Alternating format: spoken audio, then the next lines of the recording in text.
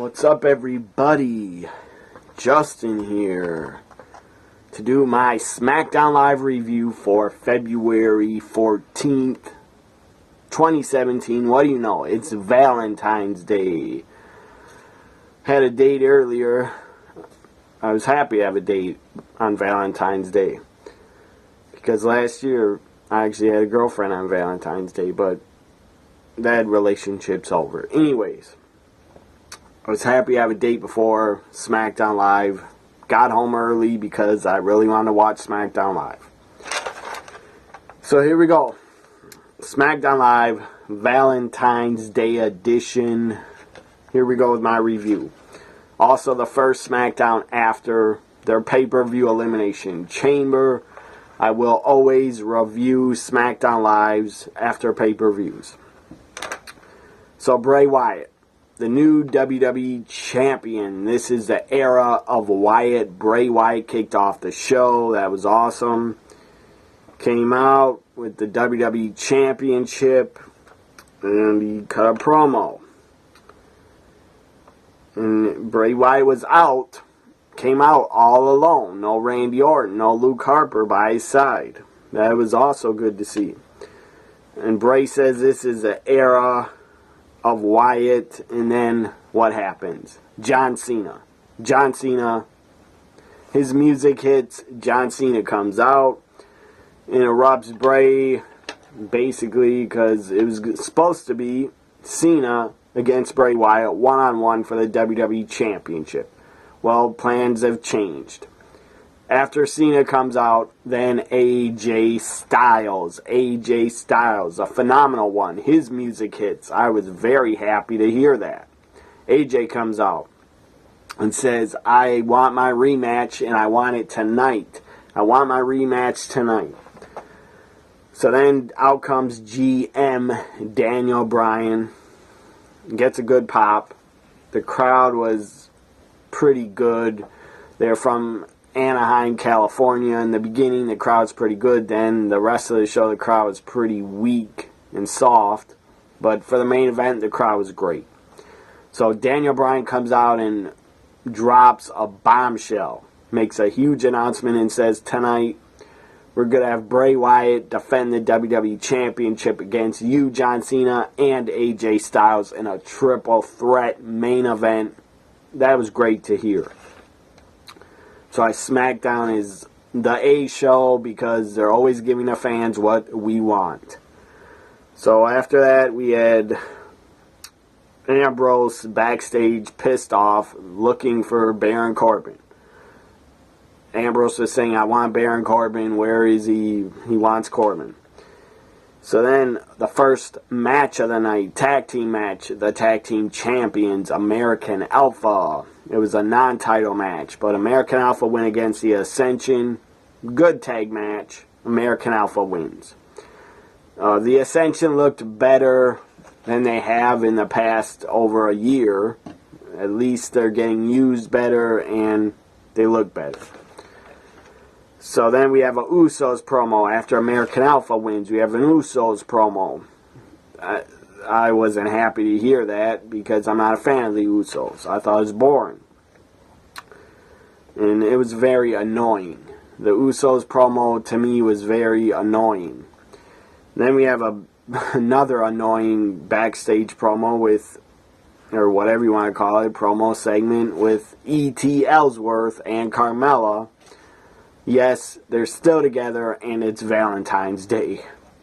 So then Ellsworth starts asking Carmella, it's Valentine's Day, I want to take you out, let's go out or something.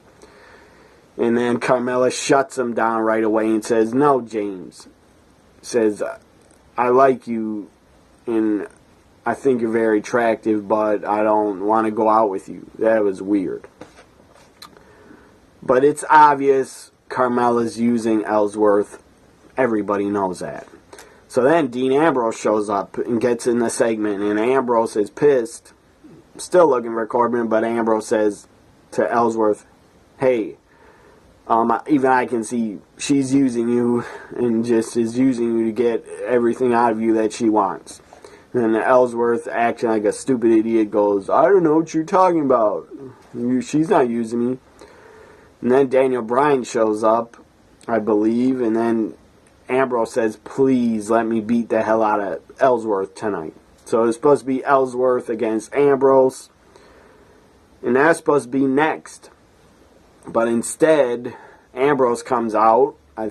Ellsworth was already in the ring, and Ambrose comes out, gets attacked on the stage, thrown off the stage, and near the stage, Ambrose gets picked up deep six, slammed into some equipment, and an explosion went off. Some pyro went off. That was pretty cool. So Corbin did a deep six to Ambrose, and Ambrose got blown the hell up. That was pretty cool.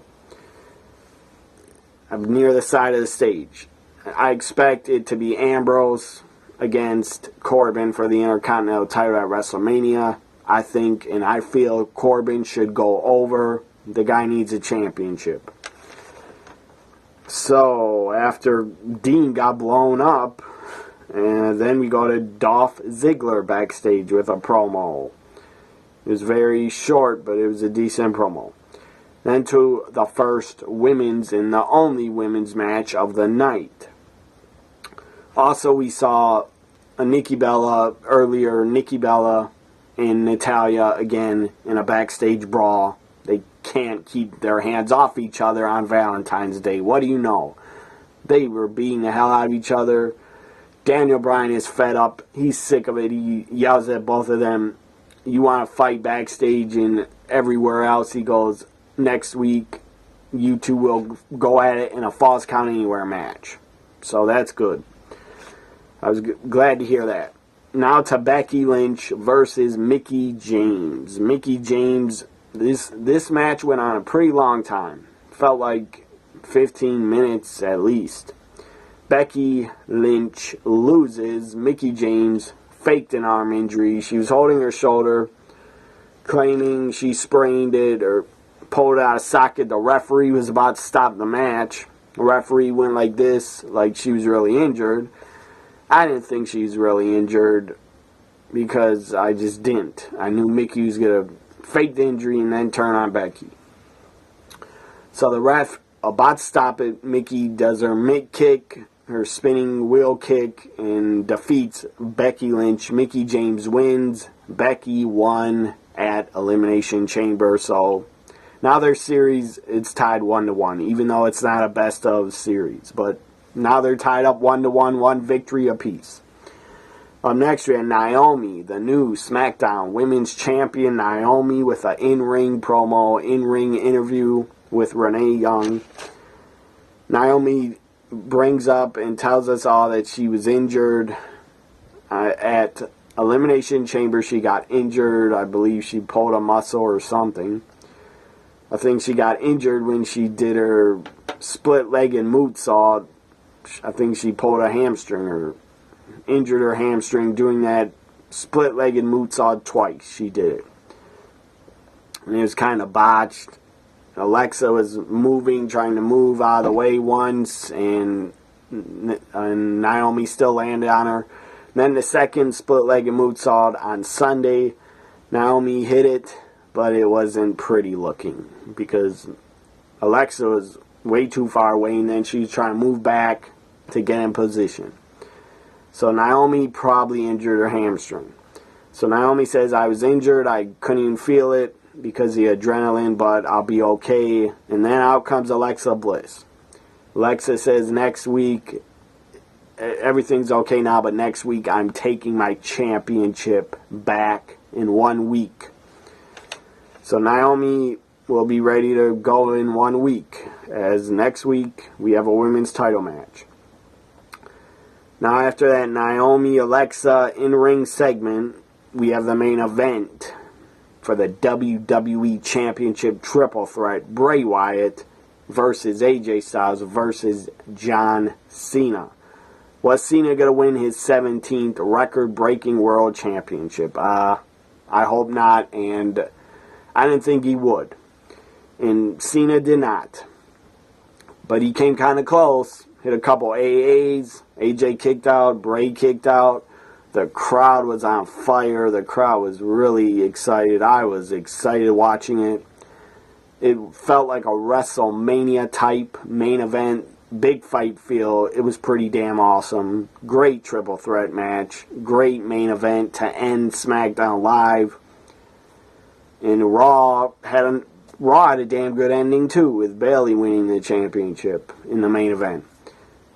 But this main event, this triple threat, was a little bit better than Charlotte Bayley. All three guys busted their ass. They went balls to the wall. They brought it. They brought their A game. It was awesome. AJ Styles brought it. Did a splash on Bray. The announcer's table did not break. Then AJ went up on the barricade. Did a jumping leg drop. Then the table crashes and breaks. That was cool. Cena hit AAs. AJ hit a Styles clash on Cena. Cena just barely kicked out. AJ was going for a springboard. Phenomenal forearm. Cena bumped into the ropes, so AJ falls. Lands on his stomach on the top rope, falls to the outside. Bray Wyatt grabs Cena's sister Abigail. 1, 2, 3. Bray Wyatt wins, retains the championship.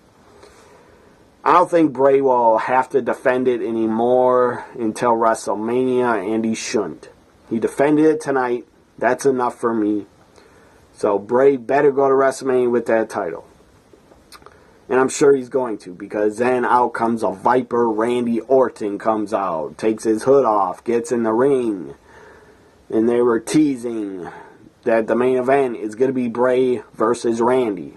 So they're teasing that. I'm pretty sure that's going to be the SmackDown Live main event. Then Orton gets on the mic, and he hasn't talked much as a member of the Wyatt family. But Orton gets on the mic and says, "I won't fight you, Bray. I will not fight you. And I won the Royal Rumble, but I won't fight you. I pledge," he goes, "I pledge myself to you." And he's on his knees and says, "I pledge myself to you." Bray Wyatt looks damn happy, smiling about that. I have to see in Randy Orton in the future.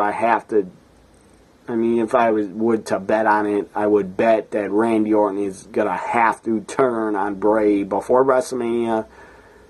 Turn on him and hit an RKO out of nowhere. It's got to happen.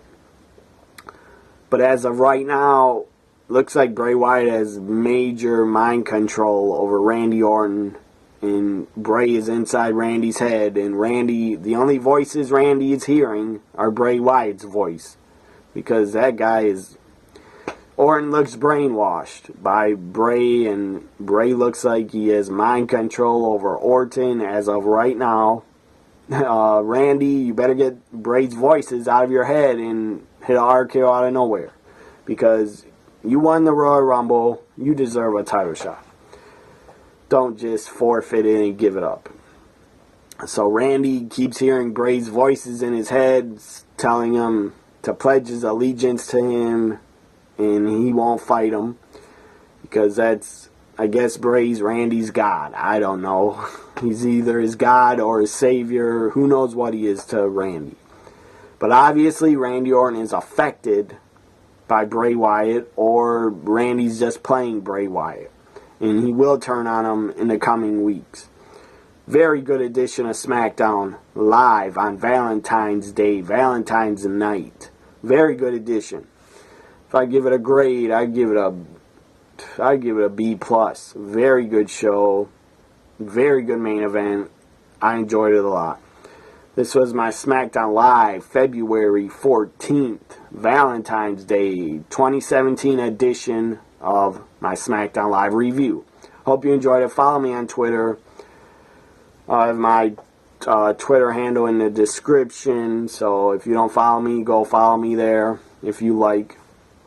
Subscribe, like, share, comment on my videos. Thanks for watching if you did. Bye for now, everybody. Have a great week.